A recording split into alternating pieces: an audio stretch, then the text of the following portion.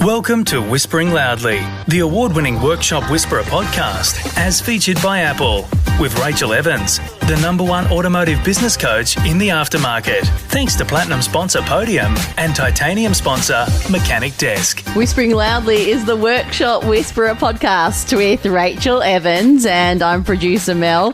We'd love you to go to Facebook and check your feed every 2 minutes like we all do, and then have a look at Instagram. But then go to groups and type in your profitable auto repair shop.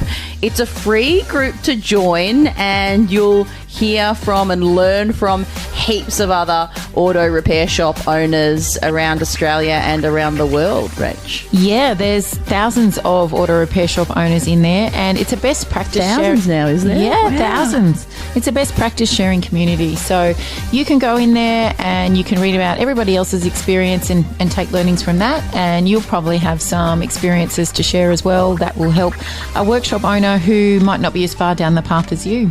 Awesome. Coming up next, Workshop Whispers. Learn tips and strategies from the comfort of your lounge room to make your auto repair shop hum in Workshop Whispers. Welcome to this Workshop Whispers episode. Darren is in Phillip Island in Victoria, and he asks Rachel, I'm so in demand, which is a great thing. When I started my business, it was pretty quiet. In fact, I missed the days when I could stop for a cuppa between jobs, but now the work is rolling in thick and fast.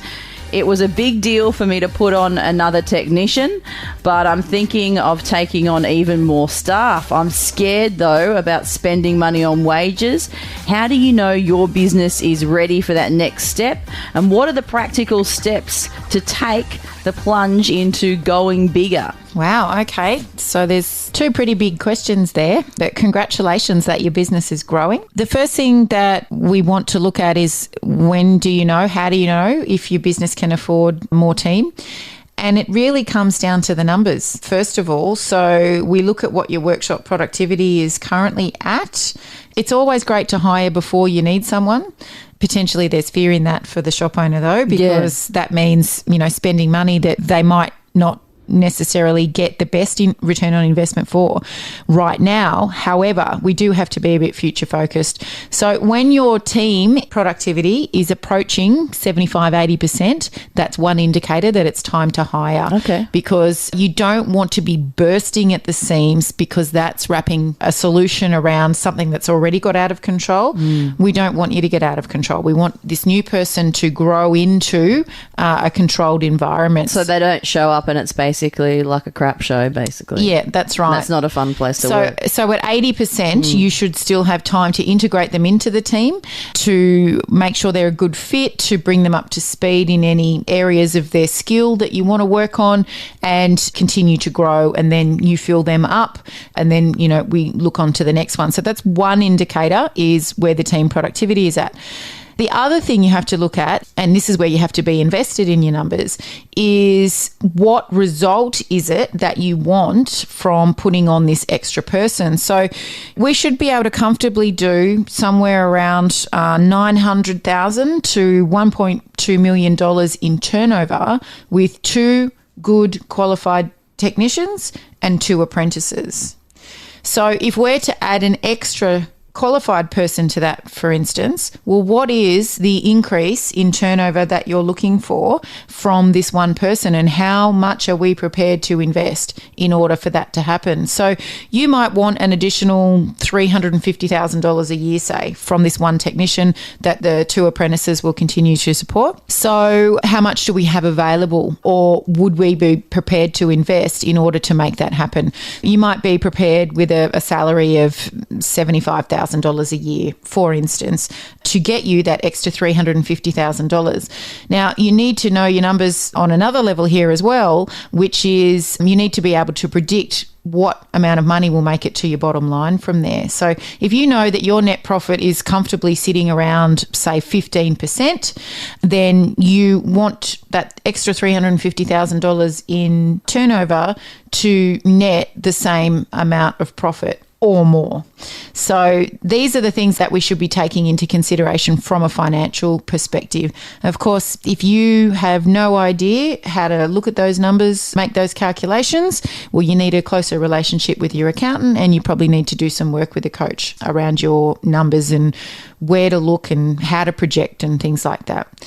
In terms of the second part of the question regarding how to take the plunge, was that it, Mel? Yeah. You've got to have a recruitment system in process. You can't do recruitment haphazardly. That just results in poor performers ending up on your workshop floor. And you couldn't find a shop owner anywhere that hasn't done that at least once, twice. And some people don't learn quickly and they've done it 10 times. From time to time, we have comments on some ads that we run on Facebook with people that just don't believe it's worth having a single team member because of the terrible experience that they've had with it in the past. Incredible. You don't own a business when you're the only person working there. You own a job. So if you want to be successful and have time and money, then you need to be open to the idea of having a team, and you want to put a system in place that is going to ensure that you do everything correctly and the same way every single time. So that's from writing the job ad to doing reference checks, which is a really important step that most shop owners don't do.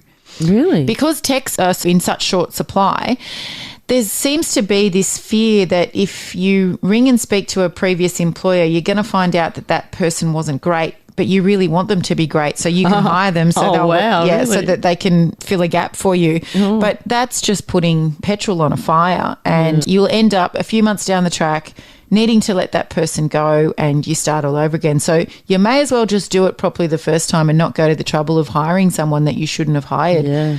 And when you're doing a reference check, the number one question you should ask the former employer is, if given the opportunity, would you hire this person again?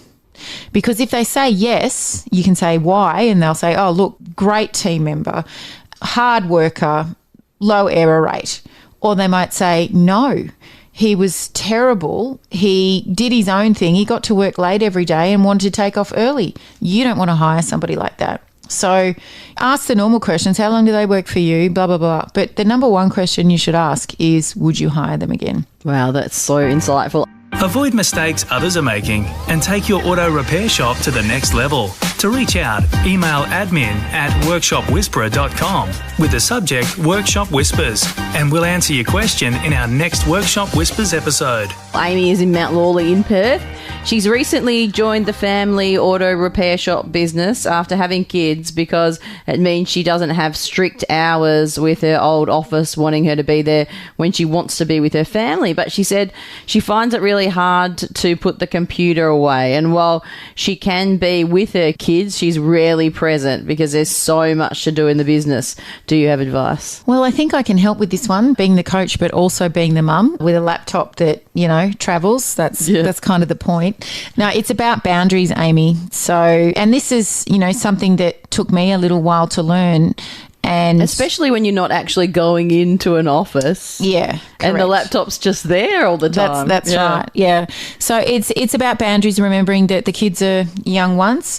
Does that mean that whenever you're in their presence, you should not be working? Well, no. If there are set hours that you want to work, then you do need to introduce the idea to your children that, you know, mummy has a job and I need to get this work done. So while mummy's doing this, you know, you need to be doing this. I think it's important that we teach our kids that. And that they see their parents working too. That's right. Yeah. And that it's not just dad that works, but you know, there are times where you also need to go look at your work hours that you are setting and say, okay, well, work finishes when I close the laptop at 2 p.m. Yeah. And anything that you feel like you haven't yet done and you're worried about, you write it down, open up your laptop, put it on there, close it back down so that the first thing that you see when you open it again tomorrow is that piece of paper and you know exactly where you're starting. Okay, yeah. And look, we could talk forever about mums and kids and mummy guilt and trying to get work done and whatever. Yeah. But I think that, you know, every family's different and you've got to work out the balance for you. Mums in particular, set your boundaries. And I'm not saying lower your expectations, but I am saying give yourself a break, because you do have the dual role of usually being primary caregiver, especially if your kids are young and they're at home, while trying to support the family business. And they're two very big roles. Yeah. If you'd like to ask Rachel a question, all you need to do is email us info@workshopwhisperer.com. See you next week. Thanks for listening to Whispering Loudly, the award-winning Workshop Whisperer podcast, as featured by Apple, with Rachel Evans, the #1 automotive business coach in the aftermarket. Thanks to Platinum sponsor Podium and Titanium sponsor Mechanic Desk.